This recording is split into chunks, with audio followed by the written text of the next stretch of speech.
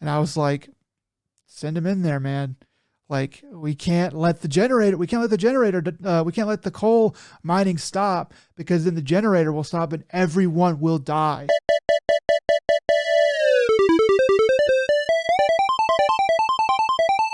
Hello and welcome to the bottom of the internet. This is another Dead Pixel, the podcast that always gets its man.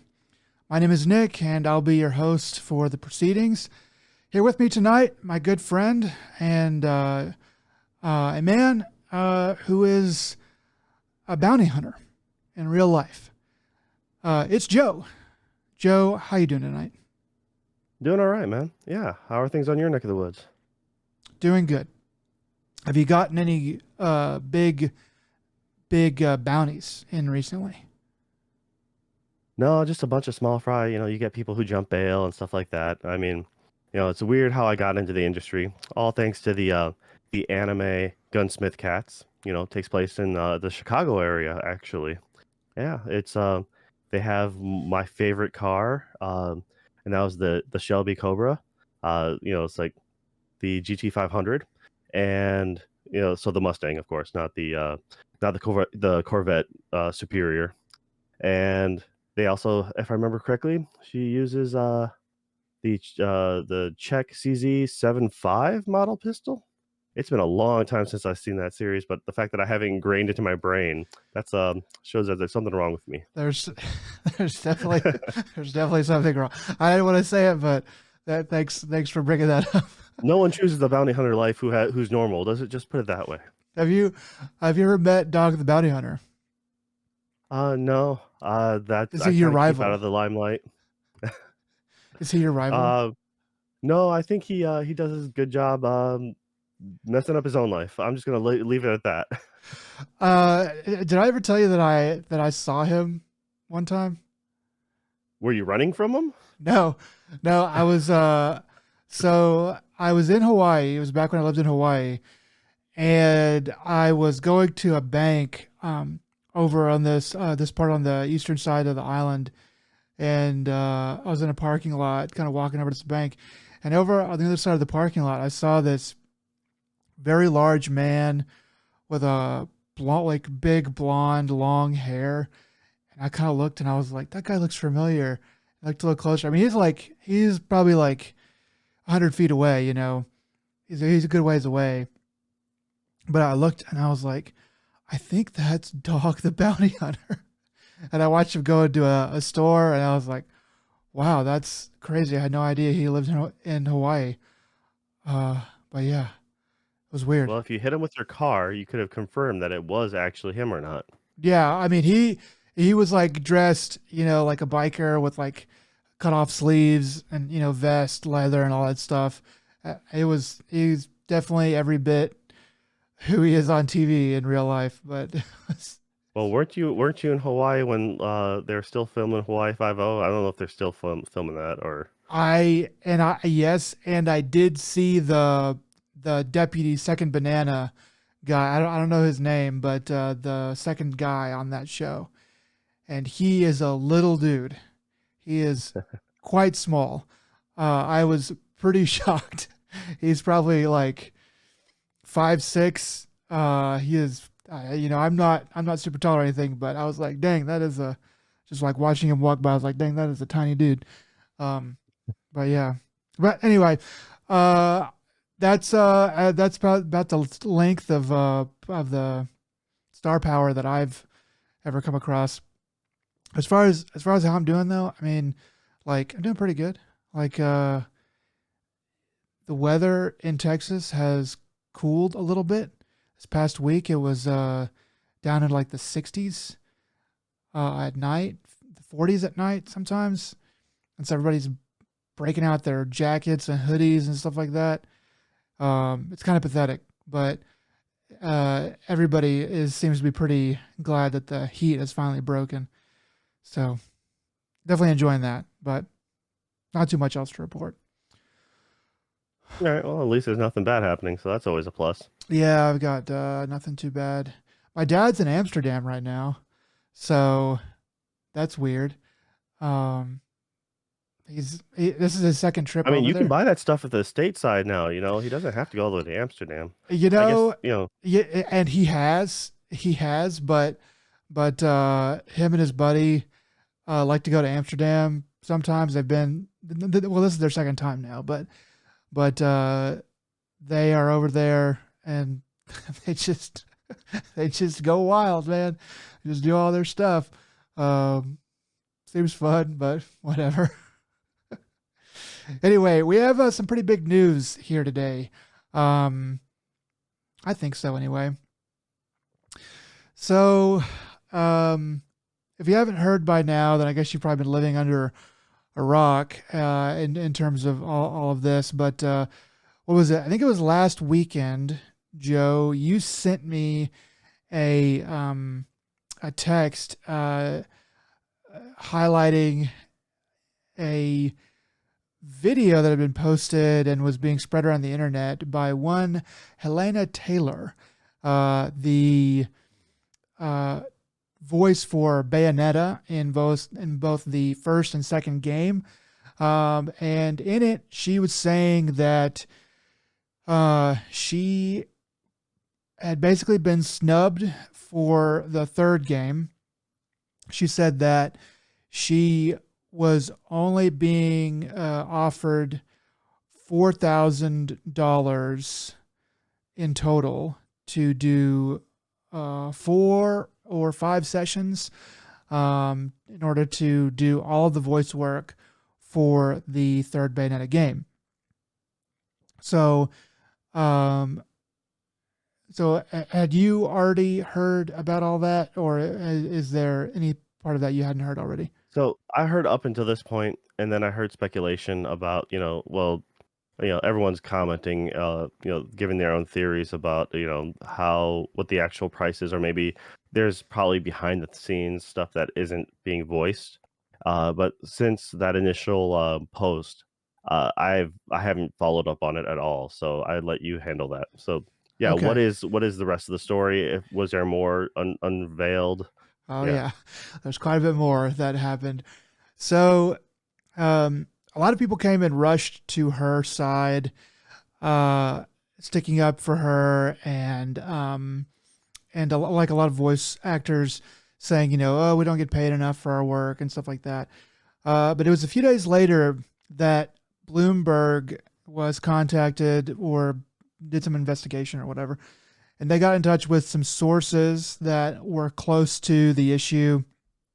Um, these sources said that Helena Taylor was offered between $3,000 and $4,000 per session to for a total of 4 sessions to do the voice work. So instead of the 4,000 total that she said, these sources were now saying that it was more like a minimum of $15,000 per session.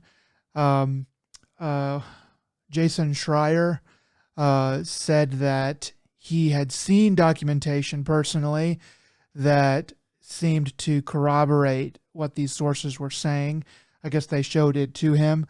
The sources asked to be unnamed because they weren't supposed to be talking about this stuff as it is.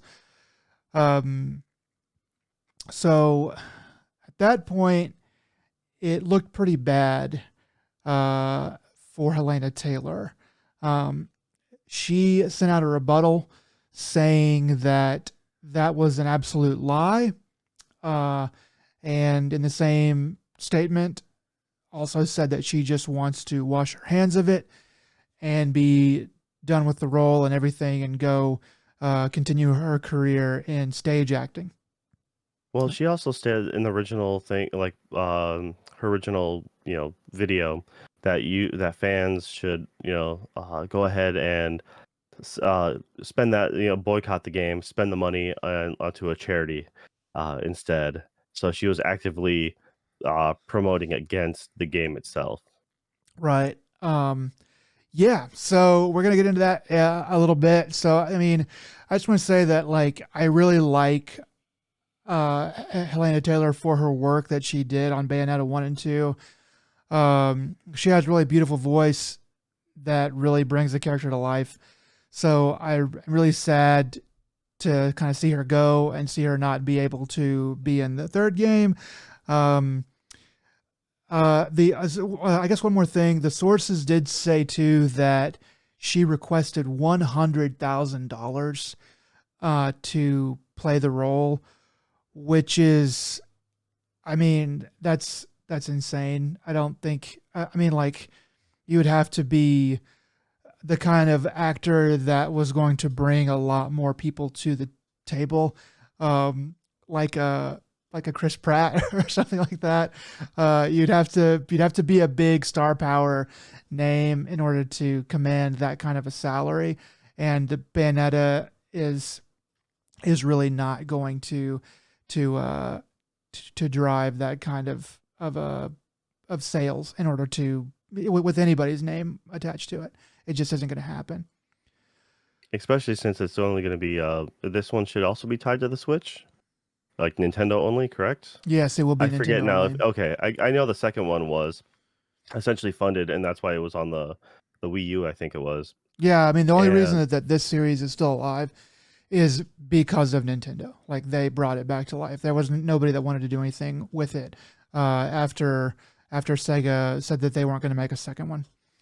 yeah, Um, so there's a whole lot of Switches out there, but I don't think there's enough people that really love the Bayonetta franchise to jump in on number 3 right out the gate.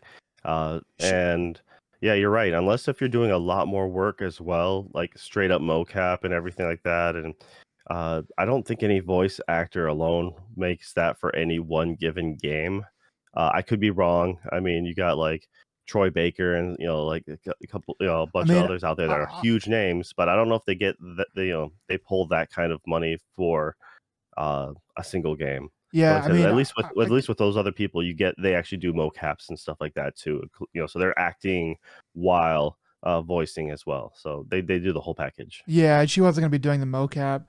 I could like I could see like a Naughty Dog game maybe approaching that much money for a voice actor, but I imagine that it would be more sessions and things like that. Maybe like a Rockstar game, but I think the Rockstar games actually don't pay very much.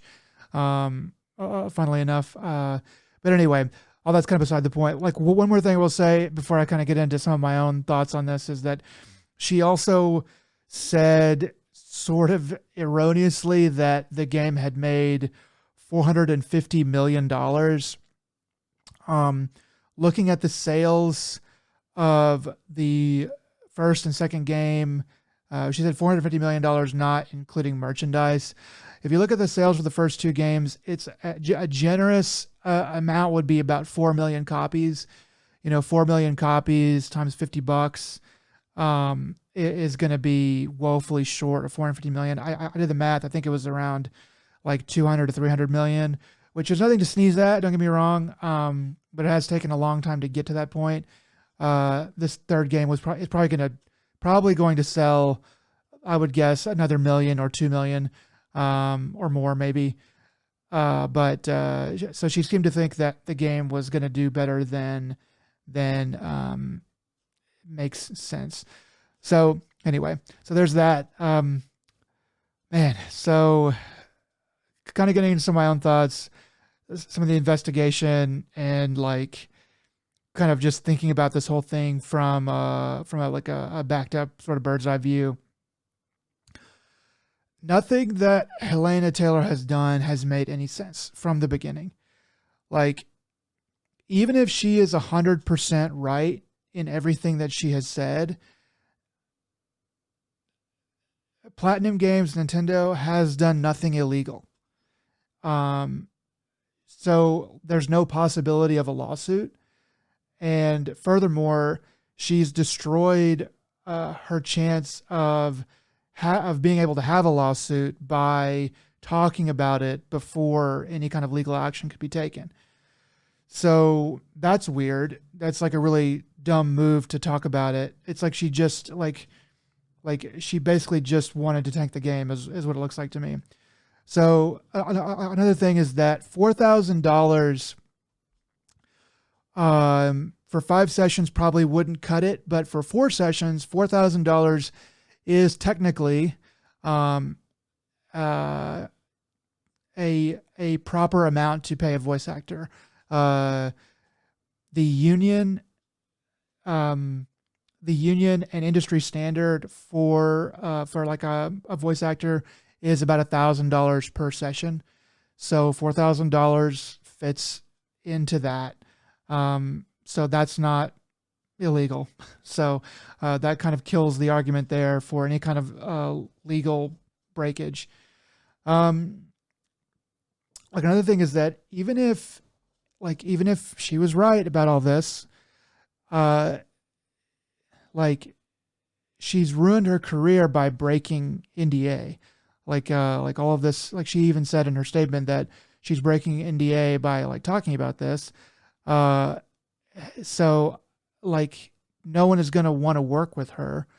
I'm sure somebody would, but it would severely hurt her uh, career in voiceover work to do this. Like it just makes no sense. Um, and then the other thing is like she had to know that there was some kind of documentation uh, that could disprove what she was saying, right? Like I mean, if there's emails and things back and forth, if it's not just like word of mouth, she had to know that there was something that somebody was going to say, "Hey, you're trying to smear our game, and you're wrong, and you're lying." And here you go. Here's like somebody's going to say something. They're not going to just let you like take hundreds of thousands, if not well, probably hundreds of thousands of dollars from them by smearing their game. So it's just a very like confusing situation. The other thing is that when she said that she just wanted to wash her hands of it, that is not something that someone who is resolute about what they're saying, it being the truth, that's not what somebody like that says. Usually when people are accused of being a liar, they will get viscerally angry and restate their side and hold their ground. I mean, I can. Yeah, you usually like to double down to prove your point, and you don't. Yeah, you don't move from that standpoint at all. It sounds almost like she must have had issues with the recording of the second game with like producers or someone in the company, and essentially like gritted through it. Don't know who's at fault, but essentially, the second game shipped, uh, ended on bad terms, and then like they went through the motions of the third game, being like, well, we have to offer them the spot.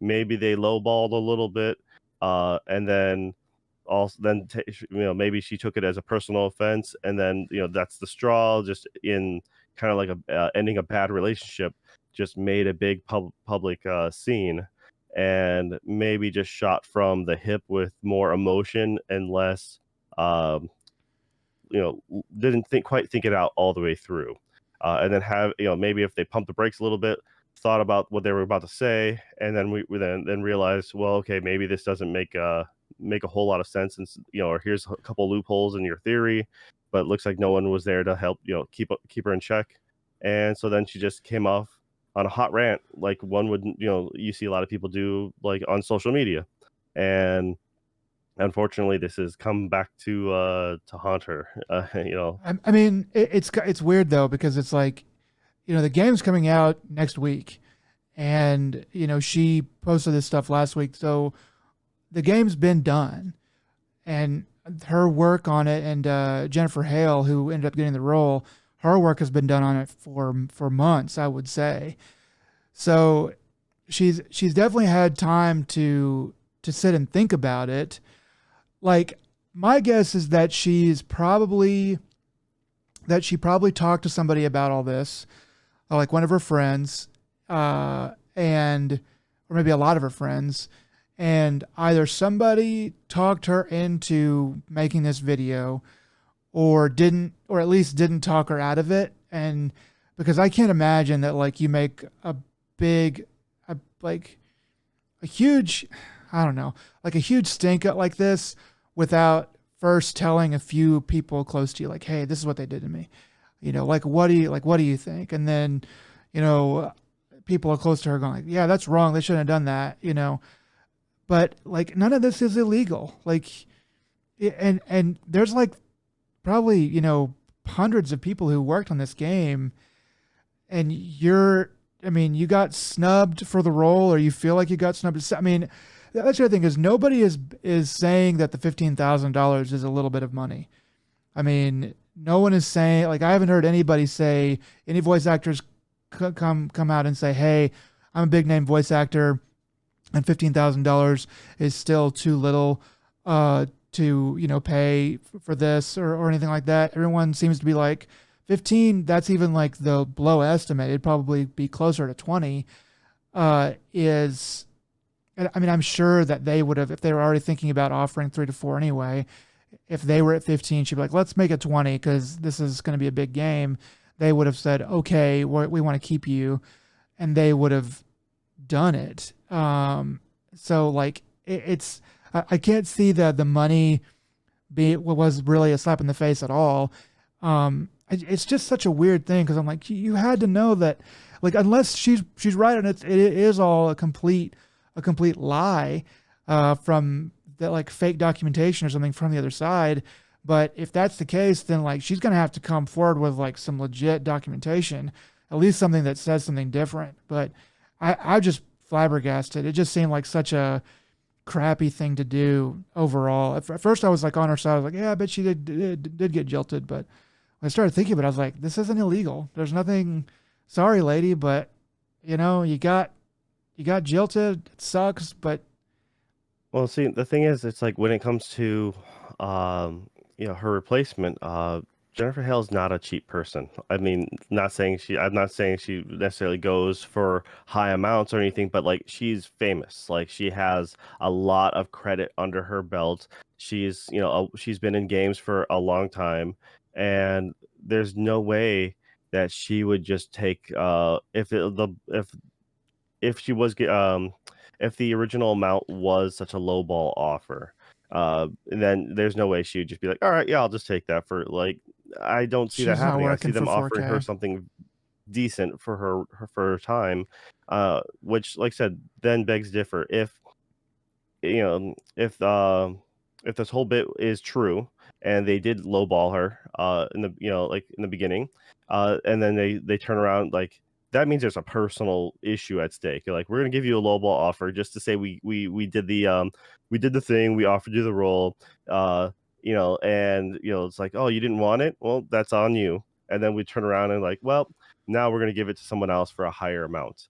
uh you know that's still legal. It's a little shitty, but at the I same was time, like I said, who knows what happened behind the closed doors during Yeah, I recordings was or reading any of a that I stuff. I was reading a Reddit article. I think you probably I read the same one, but a Reddit post, and some commenter said like, this is the Japanese way of like telling you to go away, by saving face for everybody as politely as possible. And I mean, from my experience in Japan, lowballing somebody like that in order to get them to go away, that definitely, so it seems like something that they would do over there at a Japanese company. So I wasn't surprised by that at all.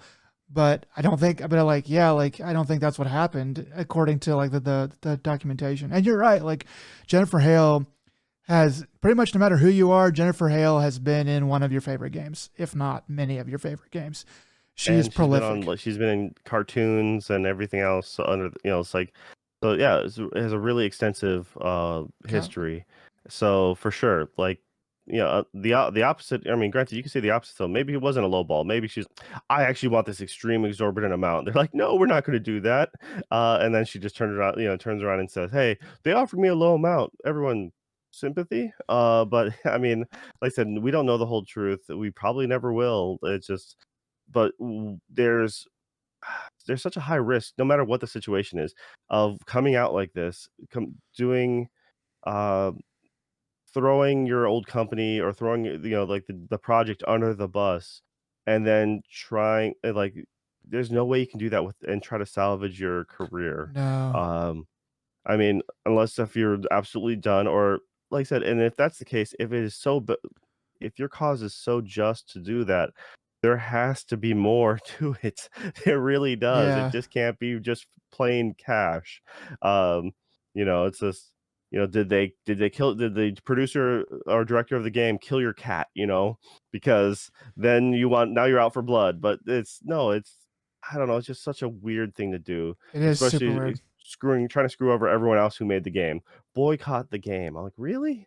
Like, yeah. I mean, yeah, like nothing illegal. Boycott the game over your like hurt ego.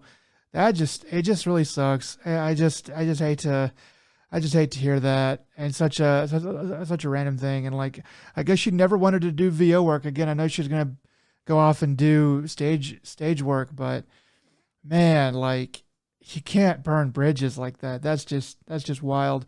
Something that she did say is that she or no, I don't know if she said this, but one thing that the sources in the report said is that she asked for 100K, like I said earlier, but she also asked for residuals on top of that. The 100K I think is absolutely insane, but the residuals I think is definitely much more reasonable. Obviously, you'd have to talk about the upfront pay being a little bit different, maybe than 20,000, maybe a little bit lower in order to if you're going to tack on residuals there, because that's a little bit different kind of situation.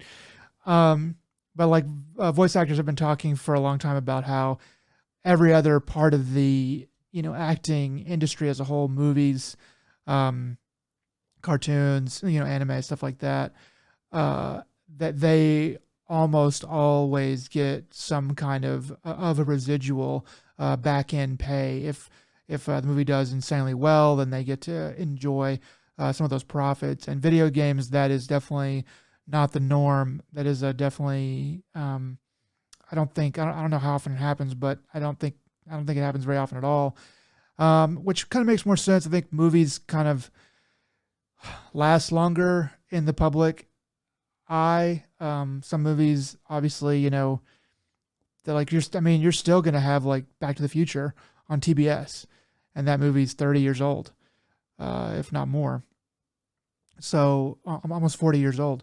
So like if games don't usually do that, but I think in the modern era, games definitely do more do have a longer life than they used to. Like Especially when you have remakes, re-releases, it's just straight ports, I mean, if you look at something like Skyrim, um, not much visually different from there has been some tweaks and enhancements. For the most part, it's the same base game, from start to finish, and like it's been brought over to so many things. You have GTA, the story mode, same thing. It's been brought over to how many different consoles, and a lot of those things were originally contracted with like just the base game in mind, and that's why music rights were always so difficult for a lot of games if you have licensed music, because then you have to rework all that, and that's why people thought Tony Hawk would never be brought over, because like no way, that music is so much headache to do, and then they managed to do that. But yeah, a lot of people, the actors and stuff, maybe some of the companies probably do something on the back end for those, but a lot of them I can see them being like, no, it's this is ours. You don't, it's not in the contract. We get to do with what we want. It's right here, and tough luck. So yeah, it's kind of a crappy thing. Like I think in the past, like games have had a harder time, keeping sales. Like the Super Nintendo games, Nintendo doesn't sell those anymore. You can still get a lot of them because they made a lot of sales, but you're buying it secondhand used, so the company doesn't really care. They're not really making any more money off of that. But like nowadays, some of the games we're going to talk about, I think, in the gaming section, have been around for a long time, and they keep getting sold and resold and ported and reported, especially as like Steam has taken off. Some of these games are from from the early 2000s, if not older, the 90s sometimes, and they keep getting resold, albeit for smaller and smaller amounts. But I mean, if 1,000 people buy a game for $5 here in 2022, as a voice actor, you're still going to get, if you had residuals, you still get a little check from that. If you do that over 100 games, then you're going to keep getting those residuals for a long time and be able to retire on it pretty good. So I think that's a pretty good point. I'd like to see that, I think, in games. It's just got to change that part of the industry. But anyway, so that's probably all I've got to say about it. But Joe, did you have anything else before we move on to the next thing? No, it's just I mean, it's like I said, it's a weird thing. I just hope that maybe we get to hear the full story at some point. It's just I don't know. I know. It feels like there's No one something shoots missing. themselves in the foot like that unless if they have a real reason, or at least normal people, I guess, wouldn't do such a thing. So you feel like there has to be a real motivation behind there that we're not seeing, because, like I said, why else would someone just completely threaten to crash their career? Um, I mean, there's still jobs out there, and there's still people who would want want her voice, but it's just a very dangerous thing to do. And yeah, so like I feel like they're like once it's one of those things that maybe 5-10 years down the road we might be able to hear the full story, and that I think would be interesting. Yeah, yeah, it does feel like there's something missing. But just have to wait and see if anything else comes out. So moving on, got some remake announcements from both Konami and Capcom.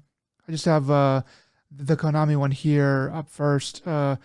The Silent Hill 2. Silent Hill 2 is being remade by Konami. There was a gameplay. Sorry, there was a trailer with no gameplay in it that was released as of this recording yesterday. So on 10/20/2022. I took a look at it and kind of skipped through some of the other stuff that was in they had like a showcase, and I skipped through some of that. But it seems to just be all like, what do you call it? CG footage right now. So I didn't happen to see any gameplay, but it looks like they have the general idea, and they're carrying over the spirit of Silent Hill to this new remake. And it looks okay. It looks all right. Yeah, so this is actually being done by Blooper Team actually. So this isn't, Konami themselves aren't doing this. Blooper Team is the guys who did like Observer, Layers of Fear, and the most recent one is The Medium.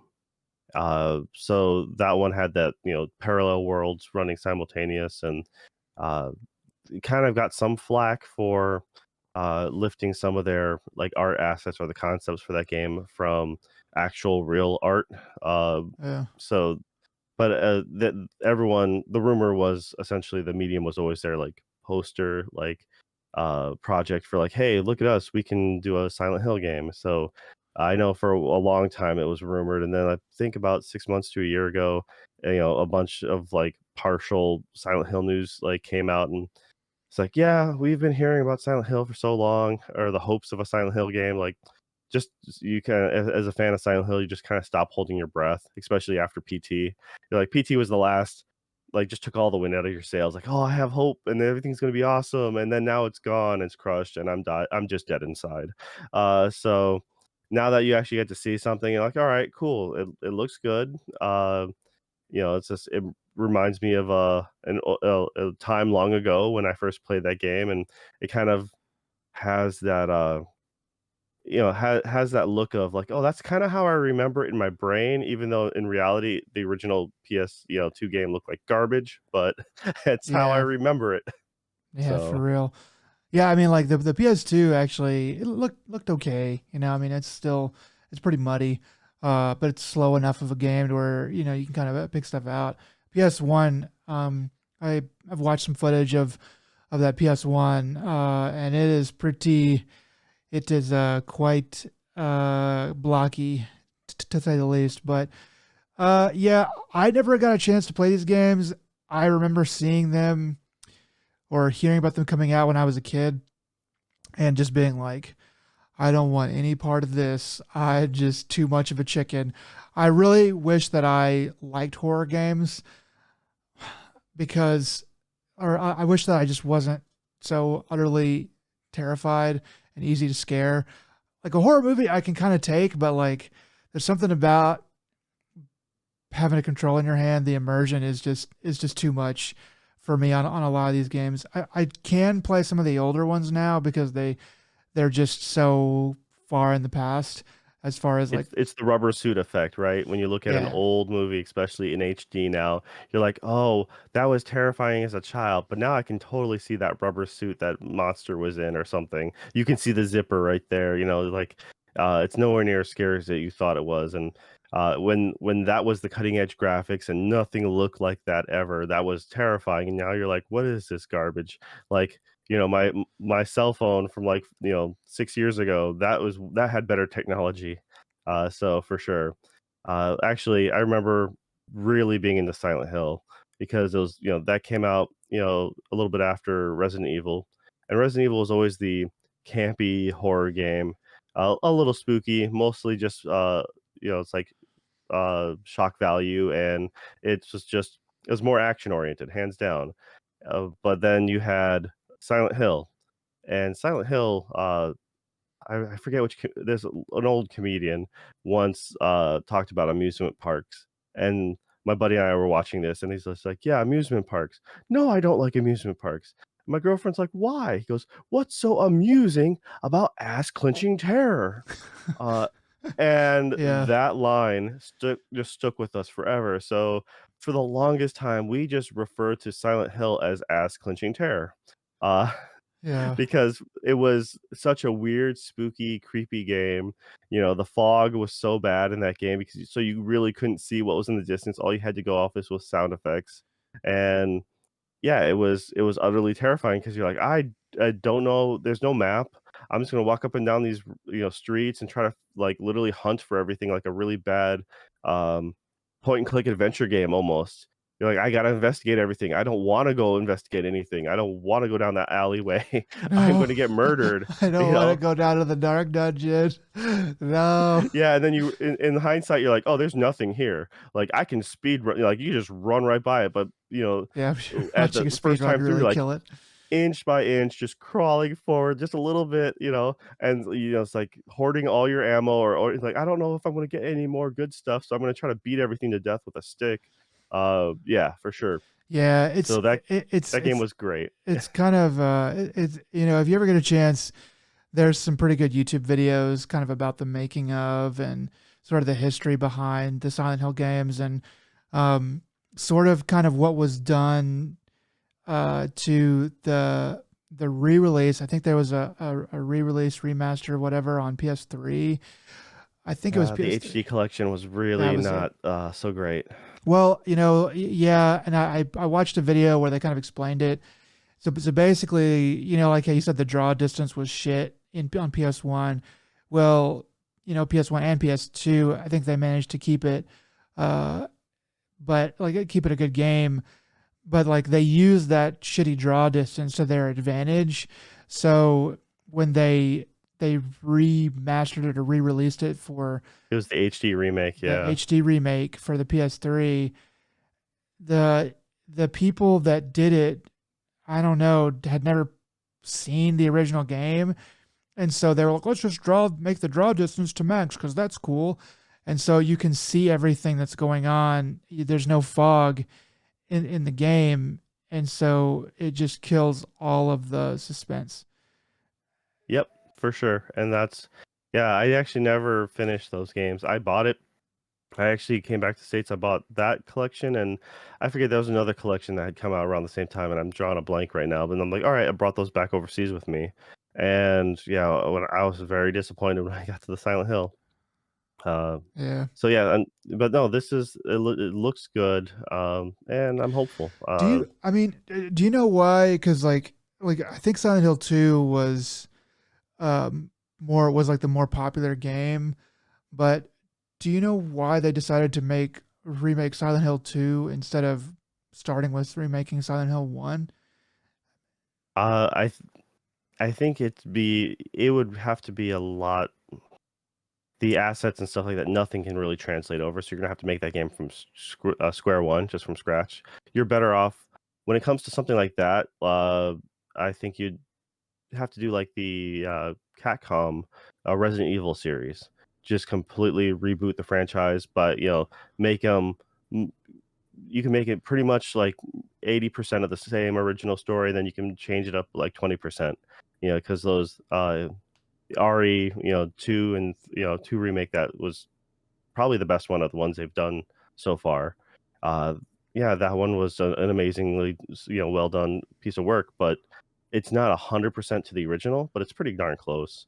And yeah, I think that's what you have to do. You have to really do the first one. Plus, most people had played Silent Hill 2 on the PS2. I think that was probably the most popular one. Silent Hill 3 was really good as well, but it had some connections to the first, if I remember correctly. I haven't played it since the PS2. So, and then Yeah, it's anything like after that, his daughter or something like that. everything kind of fell apart afterwards. So it's just like, it's not. But Yeah, no, I guess it just has to do with being more popular. two also had the fun endings. Like two is the one, like that was the first game where you got to have that's the first one, Pyramid Head. The first one with like just a bunch of weird stuff. I said more so because you got there's just quite a few different alternate endings, and you have to do things a certain way to get a certain score. Uh, you can, yeah, they just that game was made to be replayed. A lot of hours were wasted in my youth just playing the same game, but you got to do things differently. And yeah, so I don't think it's wrong for them to do it. Like, I know it's going to throw people off being like, oh, two, but no, I need to know what happens in one. And that is kind of misleading because yes, it's the second game of the franchise, but you don't really need to know what happens in the first. Yeah, And I think you'll be fine. So yeah, I kind of wish I almost wish it went under a different name, to be honest. But yeah, but they've got to you get can't those. rename number two to something else because everyone knows it's number two. Yeah, So yeah. I mean, yeah, it's probably just because you don't really need to know what happened in one, and two, it was a more popular, more famous game. But it just kind of tells me like if they were remaking the first one, then that would tell me that they are going to do both of them. And with this one being remade, it just makes me think that they're not going to ever remake the first one. So I don't know. I don't know enough about the games to tell you if that would be right or wrong. I guess it's not that big of a deal. But I mean, you could also see this being a one-off and testing the waters, and yeah, if it does well enough, then like let's light it up. Let's go ahead and do a full real remake. Just and reimagine the first one, and then we'll go ahead and do that with the third. It's like do the Resident Evil formula yeah. because I that mean, is a I possibility. mean, they could always go back and remake, Silent Hill 1. And she's like, well, we didn't, we just wanted to test the waters with the thing we thought would do the best. And it worked out. So we'll give you guys 1 and then 3 or whatever. But The yeah, music in two is so good though. It yeah, really is. it's So it's I pretty that's classic. I remember uh hearing that live in concert because we went to 2008, I think, in Chicago. They had a video game orchestra, and the Chicago Philharmonic was playing. Then they had a lot of bigwigs from Japan who came over.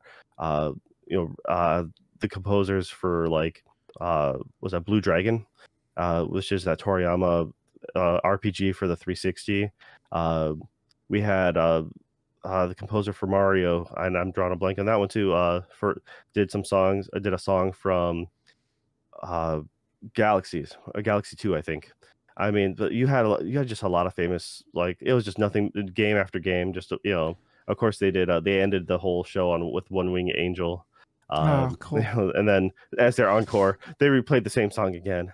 And I'm like, that's cool, but just to replay the same song again, I wish there was something in between. Then you can roll back to it, but still, it was it was neat, and just to hear them play like Silent Hill, like on stage, and it was just like, wow, that's something else. Uh, yeah, so just watching that trailer, hear the music, I'm like that sent me back. I'm excited about it, which is the first time I've been excited since PT. Yeah, So I mean, about a Silent Hill franchise. like I'm really glad. I'm really just glad that Konami is sort of trying to make games again. I know you said it's a different developer or whatever, but it Well, just at Konami's willing to license their stuff out. That is, least, and that's yeah, fine. At least they're not letting it sit and just, like rot. yeah. I mean, So obviously we want it to be taken care of with extra careful gloves and stuff like that, and be really carefully handled and done right because there's nothing like watching your favorite game just be butchered in front of your eyes. But yeah, I'm just glad they're kind of doing something again. All right, so then one more remake news. This came out also yesterday, 10/20/22. It's funny enough, but we kind of knew this one was coming. I think the Resident Evil 4 remake, um, 2 and 3 got remade recently, and so this is kind of the next one that everyone was really hoping for. Resident Evil 4. I did happen to see the gameplay trailer for this. It looks pretty good, but I was wondering if you had a chance to see anything on it. yeah, I saw it and it does look good. I'm hesitant about it because 4 was a phenomenal game. It literally changed the industry when it came to um, this third person action. It was hot in a time where like quick time events were the rage, and uh, it was. But at the same time, doing the over the shoulder floating camera, that really changed it up from the Resident Evil formula, and it just changed it up for all action games then after. It's a great action game and a stupid funny, like, campy horror game. They did so many weird things in it. So I'm really curious what they're gonna be doing with the villains in this game and how they're gonna be representing them. Uh, but I mean, the whole concept is you're Leon and you're going overseas to save the president's daughter who is kidnapped. Yeah, How like 80s cliche action movie can you get? And that's awesome. And so that's why it was so great about it. They did it visually and mechanically, like I guess the most recent remakes have been good. A lot of people were a little upset with RE3. It's just it didn't live up to the standards of RE2 remake. But I don't know, there's so much potential here, and I'm I'm not really going into it with so much. I'm just gonna wait and just kind of sit on the sidelines and see. When it comes out, I'll probably play it right away because I played and beat the other ones. Um, I got the speed runs for those. Like I did the unlocks that I could. I'm like, I haven't tried that hard in a game in recent years, but that's how much I really liked RE2 and 3 remake. So but I also saw the same thing you did about the IGN commenting about how the dog you can save in the beginning of the original game, you find a dog in a bear trap, and you're like, I'm gonna set, you can set it free, and if you do that, that dog will then come and help you later. And it's like, oh, my buddy, you're helping me. That's awesome. Especially in a moment, one of the most weird moments early in the game. You're like, what the hell is going on? And they showed the same dog, and it is no longer alive. And it's just like, oh, that's tragic. Yeah. So boycott this game. cancel it. Just cancel it all. Yeah. It's dead to me. Yeah. So like, watching some of the gameplay, it looks good. Like, when did that original game came out? Like, for GameCube, right? For what, 2004, 2006? Yeah, the original was GameCube. I don't remember the year anymore. I wouldn't say 2005. Okay. Um, yeah, so you said 4 or 6, so, I don't that know sounds about why. right. I don't know why I think it's either 4 or 6. But yeah, I guess we could Google it if we really wanted to. But anyway, Uh, um, yeah. anyway, the gameplay looks good. Of all of them, this this Resident Evil needed a remake the least, because it is still sort of in the modern era, but a lot of the stuff from GameCube and PS2 is looking pretty dated. That was definitely a pretty big leap forward compared to PS1 and then 64 era games. But they're still look okay. So I was kind of surprised that that they were going to remake it because it is a little bit, it's not that old anymore, but because I made the other two so recently, it made Yeah, sense we to just talked go ahead and about jump on it. this when it first got announced because there was that fan effort by the community to they were doing their own HD texture packs and stuff for a bunch of assets from for the base game, and then just you could just mod in all the extra stuff. So they were going there. People would go to the actual locations of like where a lot of the when they couldn't find like a good high res photo, and people were taking photos of like the castle walls and stuff like that of certain places and buildings to try to get accurate representation. And it was phenomenal. You can find this stuff on YouTube, but unfortunately, like then this project was underway for like a long time, and they're like, yeah, okay, you can cancel that, guys, because we were doing our own thing, and that was pretty sad. Yeah, that is pretty sad. I remember kind of randomly, I remember somebody on Reddit one time was showing these pictures of this school, and kind of going back to the Silent Hill stuff. That I think it was for Silent Hill. They were showing the pictures of these of this school, and they were showing how it's like exactly the same as the school in Silent Hill, and it was pretty clear to me that whoever had made Silent Hill had Googled different schools and had found this one, because like the front of it was pretty much exactly the same, and like some of the patterns of the floor and some of the lockers were like exactly the same. And it was like, I mean, it had to be like 15 or 20 years later, but that school was still standing, I guess. So I guess it made sense. But yeah, anyway, RE4, it looks pretty good. It looks kind of like the others, just up-resed and nice. So we'll see how it plays. I'm sure it'll be good. Anyway, so that's it for the news. So next up, let's go into what we've been playing. Um, so I'm actually gonna let you go first about the stuff that you've been playing, and then we'll get to what I have done. So go ahead and tell us Yeah. about your stuff. All right. Well, so a buddy at work had let me borrow his like Pandora's box, which is essentially a giant two-person arcade stick. It's the size, it's like a couple feet wide, and you end up just playing this, like shoulder to shoulder with a buddy. It's just plug and play, hook it up HDMI, hook it up to a power unit, and plug it into the wall. And it's just a really cheap emulator for a bunch of stuff. And because it's usually Chinese of some sort, like it has a bunch of knockoff games, or at least they'll have the legit games, but they'll have a bunch of knockoff names to them.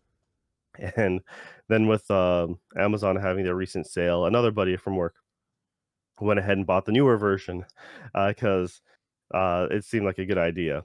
And so yeah, we ended up. I've been playing a lot of these little, uh, cheap little Pandora's box games. Honestly, you're if you have an older computer, I would recommend you're probably better off just going ahead and buying yourself a fight stick and then just getting MAME and emulating these things yourself.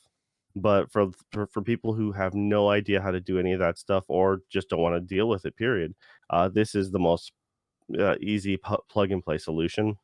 It's just really funny because you'll come across they'll have multiple systems on a single unit. So they'll have stuff like Mega Drive, which is Sega Genesis. They'll have the Famicom, which is the a Nintendo and Super Nintendo, and they'll have all these different things, including arcade titles. But then you'll have some of the names will be exactly the same, like Contra. But then you come across something like Gauntlet, and then they translate Gauntlet to like Iron Glove 2. you know? I'm like, "Ah, I guess that is a way to say gauntlet, isn't it? It's an iron glove. All right, that checks out." Or Crazy Wolf, which was Crash Bandicoot. Okay, Uh, okay, yes. So you come across it like, what the hell is this? It's like, oh, okay. It's just you find some stupid names and some pretty funny ones like Comic Book Heroes versus I forget something else, and it was Marvel versus Capcom 2, and I'm like, comic book heroes. All right, yep, that checks out too. That way Marvel don't get in there and they don't get fucking sued. So Yeah, they'll come after you. But okay, you're you really enjoyed that playing this it was really fun. It's really silly. Like one of the newer versions has like you can because you only have so much onboard memory, so you can go ahead and swap out. Have like free games to download. Uh, and yeah, it's Wi-Fi capable. You can hook up controllers to it, and so if you're playing, they have a bunch of 64 games, N64 games on there, and if you don't have a USB N64 controller to plug into the unit, you're going to have to use the two joysticks plus buttons to control your character, and it is the most ridiculous thing you've ever had to do. It makes you feel like you're doing some sort of weird tank controls, like two joysticks back and forth, and yeah, it's super funny. No, it is one of the things that I wouldn't have paid for it myself, but because I'm borrowing a buddy's, and also I got to try the newer one at a different friend's, I'm like, this is pretty awesome. Uh, so it's a pretty fun and experience just for how wacky it is. yeah, it's like it's a lot of jank, it really is. Like the Marvel versus Capcom, the sprites, it's not the best emulation, and because it's all proprietary, it's really you can't really like system wipe it like a Raspberry Pi or something like Uh that. So, uh, yeah, because like the sprites had like, and every now and then they'll have like a glitchy like vertical lines going through them. And you're like, yeah, like just standing for like the end of combat, situation where you just both characters are there, and for some reason the Hulk has lines going through, and you're like, all right, well, it is what it is. It's still played pretty accurately, pretty fine. I'm like, but there's a bunch of stuff that just doesn't work either. Like, or at least you're trying to get it to work, like a bunch of PSP games, and it just loads straight like a Guilty Gear fighting game, loads straight into the combat screen. Does not give you an option to select character really. Does not give you an option to play two players because the game was originally a single player because it's a PSP and it's meant to be. Then some games were like, let's connect to the network. Like, there's no network for you to connect to. This game has been offline for forever, and it's just like so like it's on there just to say like, hey, we have X like 1,000 games on here. I'm like, yeah, but you have like four different versions of one game, and it's just like there's almost no difference. Though I think I played the greatest version of Contra ever, which was like the Mario Lost Levels equivalent of Contra. It starts you off weird. It has a weird color tint on it. You're like, this just does not look healthy. It's like a weird blue and green color scheme, this doesn't and then look healthy. you jump and you miss your jump and then you fall into the water and you just insta death. They're like, wait, you should be able to go in the water. Then you finally make your landing. You make another jump and you're like, okay, this is good. You make a third jump, like, hey, this should be a spot. Nope, that's actually, it looks like a spot you can land. It's not a spot you can land, and now you're dead. It's just Oh, like, yeah, Mario Lost Levels. If you haven't tried it, it's just the hard Japanese Mario 2, and America just couldn't handle it. Watch a bunch of videos on that. Lost Levels is a good, fun thing to watch people play. And I don't know the actual name of this Contra game. It could just be someone's like, homebrew thing, but it was funny as hell because we were not expecting it. It was hard and stupid, and we just had to laugh on how dumb it was.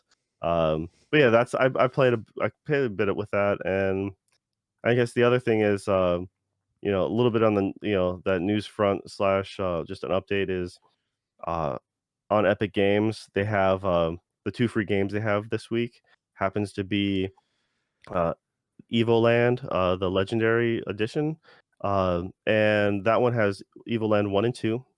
So it's an RPG. Kind of concept is you're playing through the evolution of graphics. You start out with a more or less like a Game Boy level, um, a Game Boy style graphical level, and then as you're going through the game, you start upgrading from to 8-bit to 16-bit, 32-bit, and that's so I know by the time like they showed I never played the second one, but like the screenshots of the second one is like you got 64-bit block sprites kind of deal. So yeah. that's the kind of neat concept of that game, and Yeah, that was always I've fun. never played Evoland. I've always seen it around. It looks pretty cool, but glad to know it's free right now. Yeah, for sure. And the second one is Fallout 3, the Game of the Year edition. And I absolutely love this game. This is my favorite uh, Fallout game. I preferred Fallout over the Elder Scrolls franchise personally, and most people prefer New Vegas, but I really liked Fallout 3. I think from the very beginning, it has that whole uh, throwback vibe, and you're in the how was it when you're in the shelter. They have you growing up as a child, and you have like that street gang, sewer rats or something like that. I forget. Sewer snakes. I forget the original gang that causes you trouble in that. Like it's so stupid, but it's just like like straight out something of 50s greaser, Yeah, vibe. yeah, And then you have Liam Neeson as your dad, yep. and your whole point of the game is follow your dad, try to find him. I'm like, you know what? That's good enough motivation for me. Yeah, So try to figure out like where he is and stuff like that. Yeah, I mean, like people do say New Vegas is better. I played some of New Vegas way later. I thought it was fine. Man, you're like never gonna have uh, that Fallout 3 experience again, because that was such a huge leap forward in games. Like I had no idea that games were capable of doing that. It was just such a crazy thing to see how big the world was, all the stuff that you could do. I mean, kind of seeing how Bethesda games work now. They're kind of what, like, I've heard it's like an ocean of content that's an inch deep. So and now, like, I don't really prefer that kind of stuff, but at the time when it came out, it was like, holy crap, you just, the world was your oyster, and you had just had so many things to do and so many options and stuff that you could do. Like, it was wild. a lot of save scumming just to see what was possible. Yeah, for sure. And yeah, it's just that game. I just absolutely love that Fallout 3. It's and I completely 100% of that game. Did all the DLC. So it's like back. This is also early That's Xbox a lot. 360 when trophies were just kind of a new thing still. And yeah, I made sure I got all that stuff. Dude, that's a I lot of absolutely love material to go it. It through. really is. Oh, hands down. Yeah, I actually played like 100 plus hours in New Vegas, and there's something about it. I tried to like that game, and I mean it's a fun game, and it has some wackiness, but I think it's one of those things that it's your I don't know. I really like the original two, or Fallout 1 and 2. I kind of grew up playing those, but this is the first time. This is when they really shifted the style because everything else was um the guys who made Fallout made the current series Wasteland. Oh So you yeah. got the isometric grid-based RPG tactical style. So, those are a lot of words there. But essentially, yeah, Fallout 3 let you be as good or as bad as you want, and they let you do it from the very beginning. Like the first town you do, there's a nuke right there, and you can very early in the game just completely wipe a city off the map. I definitely did that on one of my save scums. Actually, I was playing, like, my buddy in college. He had the game and he was showing it to me, and that's where I was like totally blown away by it. And he was like, "Here, play through." So they're like there like all afternoon or whatever. But I played through a bunch, and he was like, "Why don't you blow up the town?" And I was like, "Okay." So like I did, and we watched whatever, like, good and evil, uh, balance you had. It just dropped to straight evil. It was like, I mean, you have like the little guy, but he has like a horns on his head. Um, and and I was like, had you not seen that before? And my buddy was like, no, I just wanted like, I wanted you to do it on your save because I wouldn't do that on mine, but I just wanted to see what it was like. And I was like, okay. So yeah, Yeah, it it's was one of those wild. things that made you feel kind of bad because like I can't believe I just did that, you know? Yeah, you could Uh, get different perks and stuff though from being evil or from being good. I'm sure it's probably easier to play the game if you're evil because you could just do whatever you wanted. But anyway, Yeah, for sure. But anyways, that's having this game up for free now is making me like I haven't touched the game in a very long time, and I'm like, you know what? I kind of want to play that game again, and I'm guaranteed that someone made super HD like texture Uh, packs. You know, it yeah, is the I mean, it's like being the fact that I've already played the game, naturally, I have no problems like modding it or like I don't have that sanctity of the game I have to like keep intact. I'm like, no, dude, I can play in whatever cheat mode or whatever I want, and I really wouldn't care as much. yeah. I mean, to me, you can add whatever HD texture packs and all kinds of stuff that you want. Uh, for me, that game just doesn't. It's just the gameplay style is from a bygone time, and I kind of see through too much of the smoke and mirrors now to really enjoy it very much. I mean, like even Starfield, like I've been thinking about if I'm actually going to buy Starfield or not. Um, I kind of don't want to. It would just be kind of doing it just to report in on this show, but I don't know. It is still. I like my memories of Fallout 3. I don't know how much I'd like to actually go back and play it again. That game, in my opinion, probably still holds up. It's just the people always complained about the shooting in that game.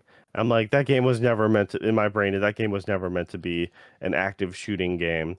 That game was always played one vat at a time. Yeah, you're supposed Like to vat you the go hell into out of that vats, game. you snipe in precision, and then you move on and you do the same. Unless if you wanted to do like the barbarian route, where like I'm just gonna melee or punch everything to death, and that was always a fun chaotic way to play. Just like, yeah, I'm gonna get up and close personal and just punch everything, just because I Yeah. can. And there's perks and built loadouts for that too. Um, And the violence in that yeah, game was crazy. Watching people's heads explode when you shoot them. Dude, I was uh, like, whoa, this is wild. Whew, yeah, for back in the sure. day. You could just take someone a base, like just you punch someone and their head goes flying, and you're like, it is the most comical like It's true. violence, but it's it's so stupid, It but it's was so pretty funny. hilarious. Yeah. All right, so what have you been playing, sir? Dude, so I mentioned I think last time maybe that Frostpunk was coming to Game Pass. So I downloaded that, started playing it.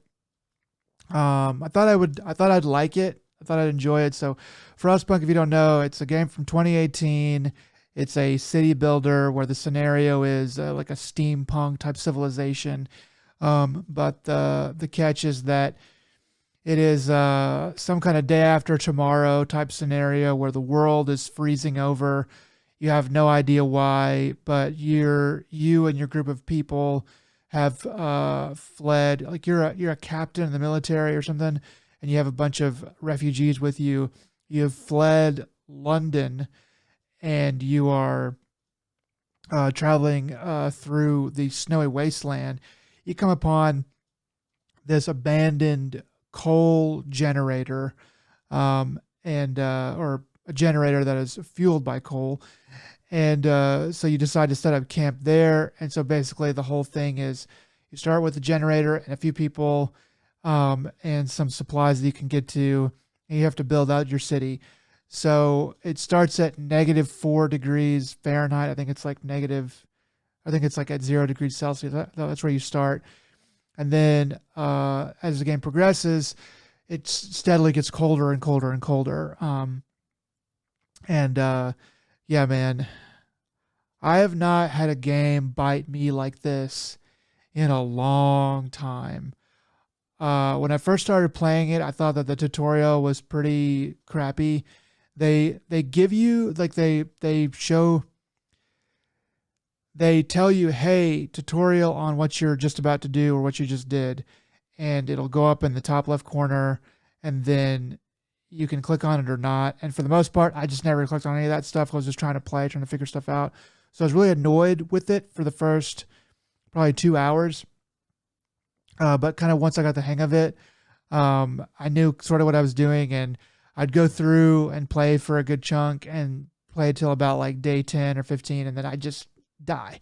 So basically, with this game, you have 2 meters at the bottom of your screen that are discontent and hope. So obviously, you want discontent to be as low as possible and hope to be as high as possible. and discontent is red, hope is blue. And so different things that you do, or different things that you neglect, will cause those meters to go up or down. And so like just kind of wrapping my head around everything that goes on in the game, and like what like different things that happen at different times, what the different buildings do and when you should use them, what you should like, if you're on this path, you should, you should not actually build those things. It just takes a while, and I lost probably like at least 3 times before I finally won. Which is the winning state is to carry the city through, as it gets colder and colder, and build a bunch of stuff. And then there's a superstorm that hits, and you have to survive that superstorm. Now, part of that means that like the people that are in your city, like you don't get everybody killed, but another part is that they don't throw you out. So if discontent goes too high or hope goes too low for too long, then they will oust you from the city, and then you're just like one dude like walking out on the wastes, and they're gonna figure out how to run their city on their own. But dude, like this game is really well balanced. It's hard. There's no difficulty settings. It's like, here you go. This is it. Either you can do it or you can't. But like this game is, it is so well balanced as far as like there's never a dull moment. You're always trying to get like the next thing. And I've played other city builders. I haven't played very many, in a while, but a lot of the other city builders that I have played, it's like, okay, you've got idle time, or, yeah, you can do this or you can do that. But this game it doesn't hold back. And if you're not giving it your full attention, for every second of the game, then you're going to lose. And I don't know. Dude, it's a really good game. Like I'll just say that when I won, for the first time, discontent was like 98, 99%. And then the reactor, which like I was at the peak of the storm, or almost the peak of the storm, and like discontent was so high, and the reactor was maxed out as far as how you could take it normally. And then there's an overdrive function, so you can hit it in overdrive, but when it goes into overdrive, it starts to build up this pressure. And if you let it go into overdrive for too long, then it'll explode, and then no one will be able to have any heat, and then everyone will die, and you lose the game. So, I mean, you're talking about like hours left in this scenario, which is going by like, every second.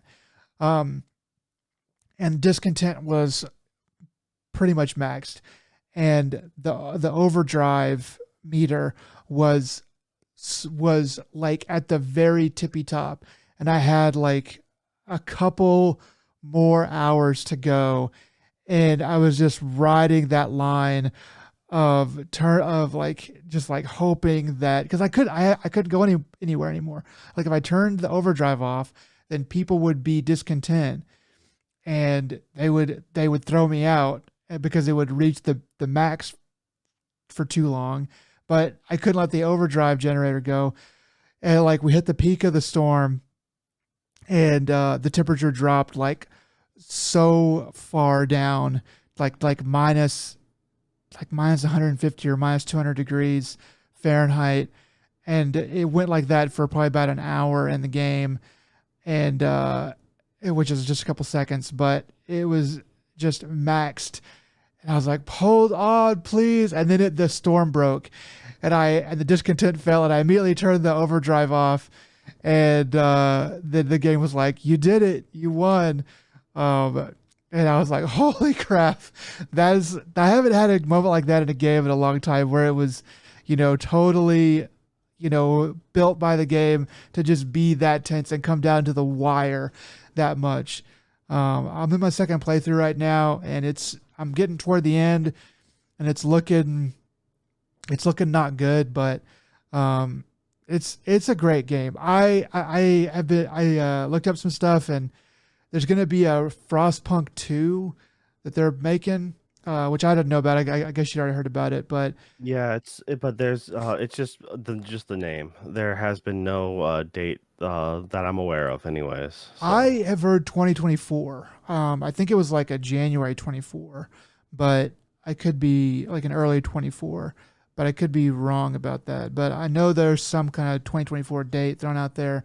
They do have some screens, but whenever it does come out, I hope comes out, and whenever it does, I'm definitely going to be there day one because well, I mean, when you're so if when you're done with your Winter of Discontent here, you can go ahead and play their previous game, which is This War of Mine, I've and played this War of that Mine. one that one, yay for suffering, because that's exactly what these games do.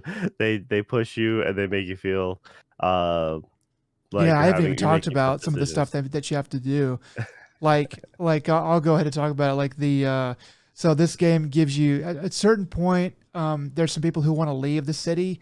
They're called the Londoners. They want to go back to London, and try for that there. And so they have like a week before they're going to leave. And so while they're preparing to leave, they're sowing discontent and trying to get people on their cause to get a big caravan to go. So the thing that the game does is it says, "Hey, you need to provide people with purpose." And there's two paths to that. The path that I picked first for the first couple times that I lost was the security path, or it's like basically like you build guards and you have guard towers and stuff like that, and you prevent crime in the city and stuff like that. And the other path is faith, where you build like churches and stuff like that and give people hope and stuff and all those kind of things. Both of those paths go bad if you go down them far enough. And the game definitely wants you to go down. It forces you to go down those paths. The faith path was the one that I ended up going with to actually win the game the first time. But I think that was just because like on my second playthrough, I've gone through like the safety path or the guardian path. I forget what they call it exactly. Anyway, I've gone down that one and I'm doing pretty well. So I think it's just the faith path of the one that I chose, and I had enough experience in the game to be able to make everything else work, but and also make the faith thing work. They both like they give different advantages, but eventually, eventually they have it be so that you build churches and then you like have faith people, and then you like do public beatings and make people repent publicly for their crimes or their sins or whatever, and then you have the choice of making yourself the protector of truth, um, and that's definitely not something that's good. But you become like the city's protector of truth, and then the final thing is you can become the I forget what they how they word it, but basically you become the pope of the city, and one of the things that it does is like hope will never be a problem again. If you sign this document and you sign this law, then you become basically the pope of the city, and anything you say goes, and no one will ever lose hope again. And it'll be bad. Like people will die. People will be really mad about this law being passed.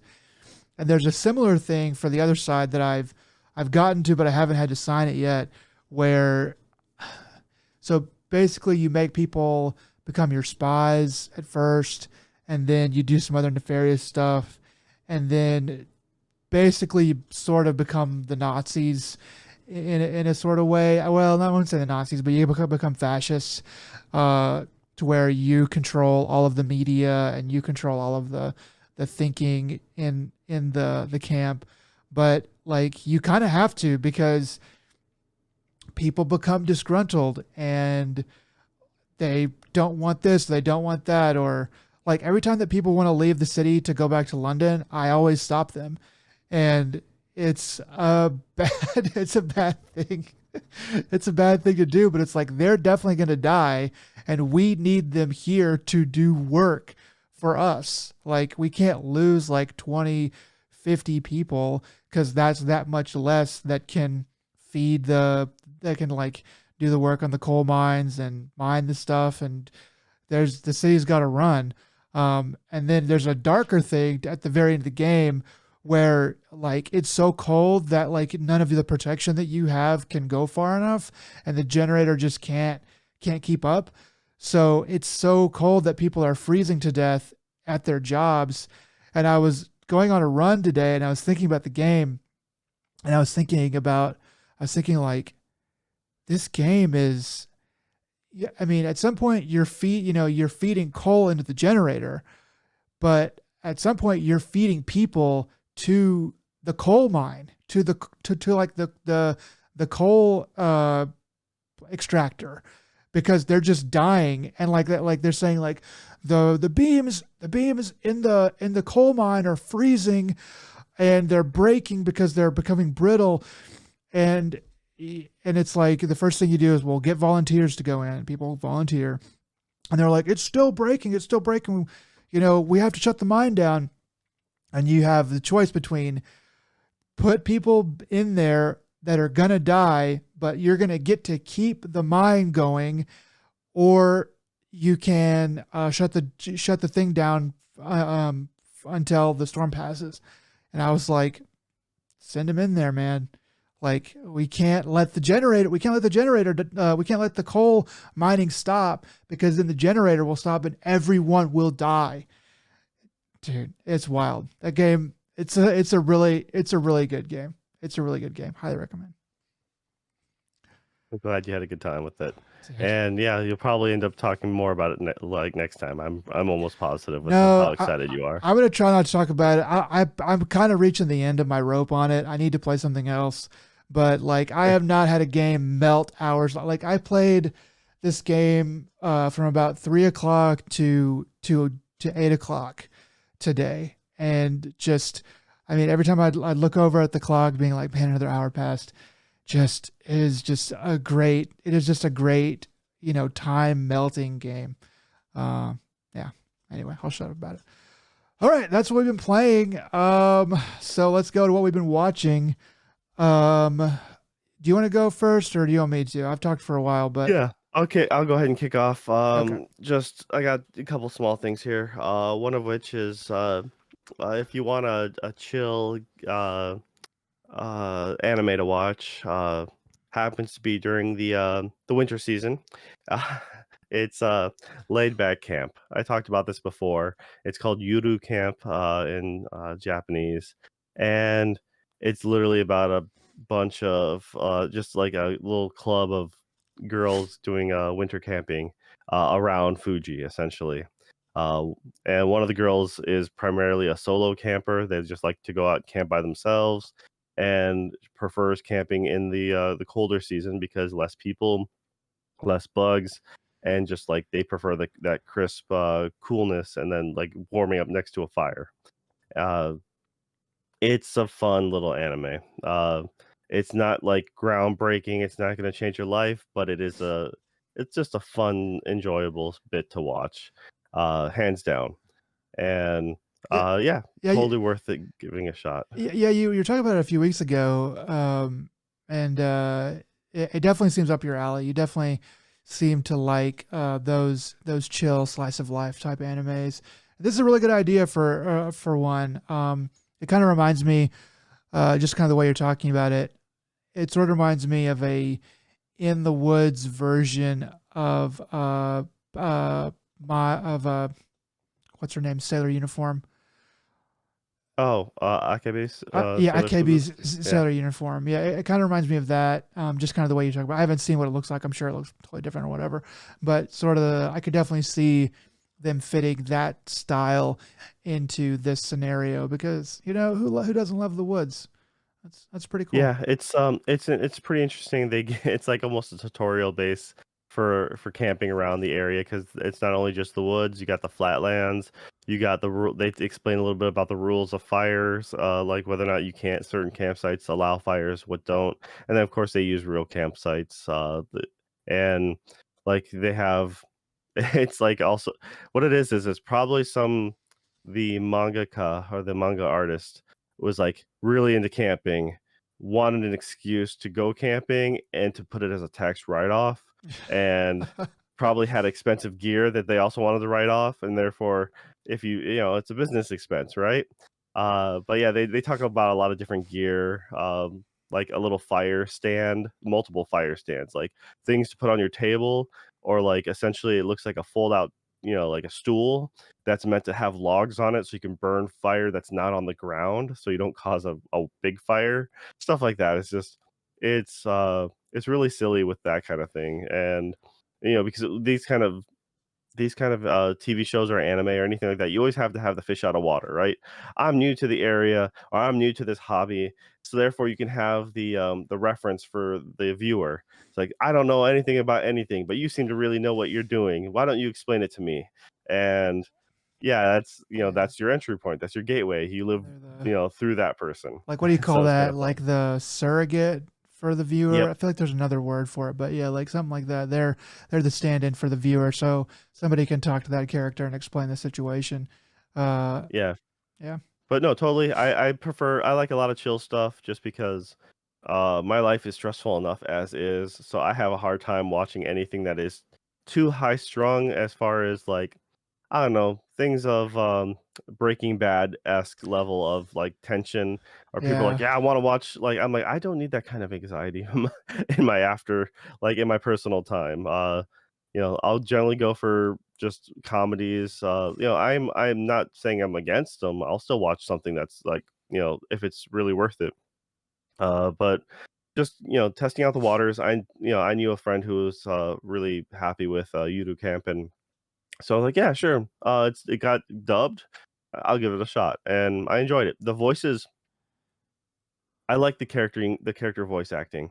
They are not your typical anime voices, and just their reactions and the way they speak to themselves, uh, the slang and the kind of just the vocabulary they use. It's really fun because I guess you expect it to be anime-esque, and it feels not more natural, but it is just different enough. They're like, yeah, okay, this you can tell it's not trying to be that cutesy style, I guess.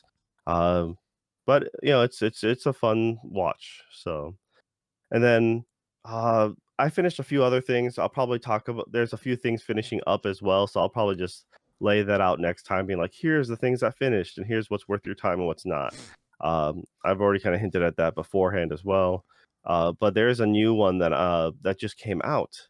Only episode 1 dubbed, and I'm pretty excited about it. It's one of those silly names where it's, "I'm the villainess, so I'm taming the final boss." And this is a, uh, girl gets isekai'd, reincarnated, I should say, and she's in an otome game, which is essentially a female dating sim.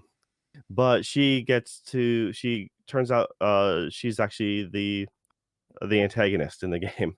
So she's the love rival, and she's the one who bullies the main heroine. And so she realizes this when the turning point is it's always like the prince. So, like, this is a fantasy world, so the prince is denouncing her in front of everyone and saying like, you're mean, you've been a bully to the main girl, and you should be ashamed. We're like, I'm dissolving our engagement. You know, like that scene that's in every otome game that's fantasy oriented.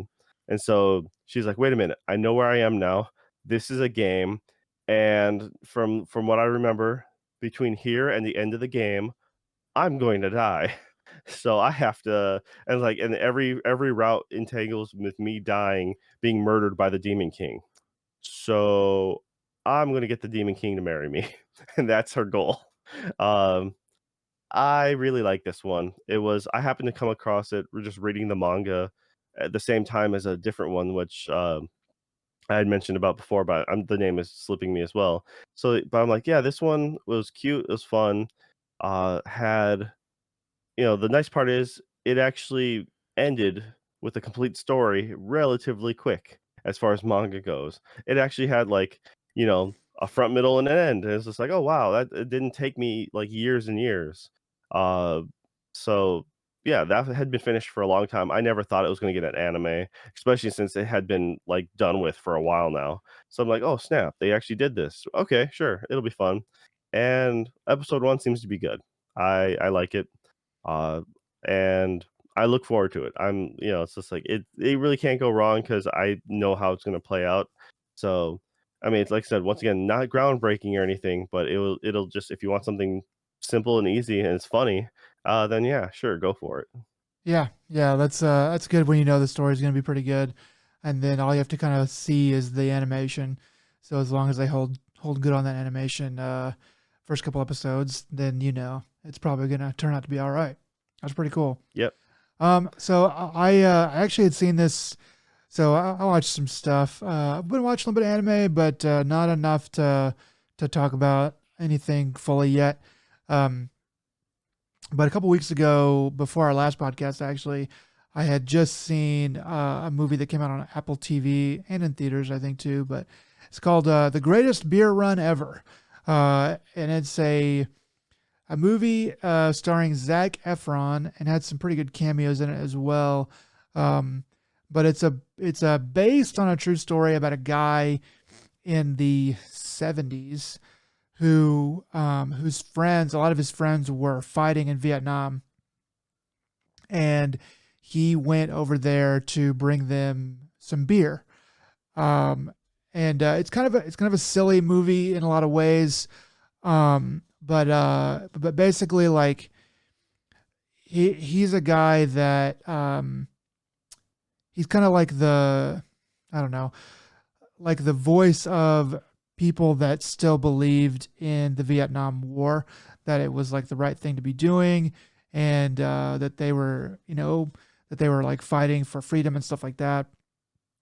And it does a pretty good job of kind of showing like he starts out on that side, and then as he goes over there and things kind of are shown to him, he kind of changes his mindset and isn't just purely gung ho for like blindly gung ho for a war that's getting a lot of his friends killed. Um, and anyway, it's got some good comedy in it, and it's got but it also has a serious tone to it. I was kind of surprised.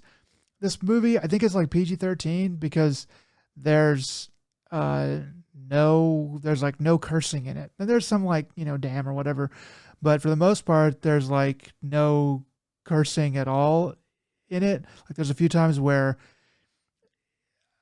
from what I know about people in the military, they would have used a curse word in this particular time, and they specifically did not. So I was kind of like, okay. But anyway, it seems like a pretty good This family. is straight up rated R. Really? Just letting you know. Well, Yep. there's definitely like a couple parts where they should have said the F word or something, and they don't. It's rated R for language and some war violence. The war violence, there is a part where somebody loses their arm, but it's not horribly gruesome. But I don't know. I didn't hear the F word, I think, said once. I think even shit. I don't think they even said that. Very much that I can remember. So it seems like so I don't know why it's rated R, but maybe I watched a different version. Maybe the Apple version is edited or something like that. I don't know. But it's a pretty good movie. I definitely enjoyed it. And I'd recommend watching it if you have Apple TV, or if you like going to the theater to see it. But it's pretty good. Um, I liked it. I liked it. Okay. Yeah, it seems I have a really big name cast behind it. Um, Viggo Mortensen, Bill Murray, Russell Crowe. So yeah, Viggo Mortensen. yeah, he's Really? accredited in this. So What? Can you tell me what is? Let me pull it up then real quick. Let's see here. Viggo Click on Mortensen. him. Yeah, because like I said, it showed Bill Murray as the Colonel. It just showed Viggo Mortensen just when typed in the movie name. I wonder if he's like a Let's see. producer or something. I don't remember Oh, him maybe. seeing him at all. Like I don't remember. I just I mean, I'm sure he's like associated with it if that's what you're pulling up. But like, I'm just trying to figure out where he would have been because there's some pretty good cameos. Like Russell Crowe's in it. He's in a lot of the kind of the back half of the movie. Bill Murray was pretty surprising to me. I was like, dang, that's Bill Murray. Um, but yeah, it's yeah. IMDb is not showing him up as it hasn't been casted when you Google him. So weird. I'm curious I don't know. who he's actually playing. But yeah, so I can't say for sure. And I'm not going to waste any more time on Just this. trying to But find it. Yeah, yeah, it's pretty good. It's not gonna blow your socks off, but it's a good like whether I don't have anything else to watch and it's Sunday night or whatever. I don't know. The pictures of Zac Efron look pretty good.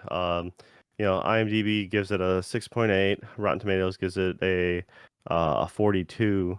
But the audience score is a 91. Yeah, So that's a huge difference. So that that proves that there's something there, right? like it's So the critics probably wanted to say all kinds of different things, and it definitely tries to feed both parts. It's like, hey, you know, we were trying to set people free over there and keep them from the boot heel of communism, but that's how the movie starts too, and but then it's like, hey, it's not all sunshine and rainbows, and kind of the stupidity of going to Vietnam to do a beer run is also like it's funny, haha, at the beginning, and then by the middle there you're kind of like, yeah, this was kind of dumb to come all the way out here. It's we're not, we shouldn't be playing around with this kind of stuff, but it does a good job. I enjoyed it. I recommend it.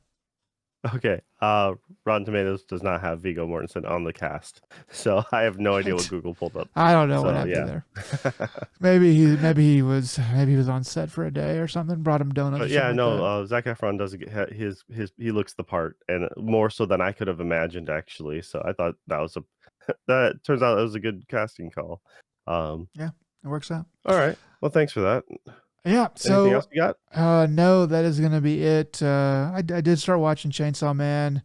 I'll talk about that whenever we got a few more episodes in. Um, but yeah. So we'll talk about that probably next time. So yeah, that's gonna do it for us.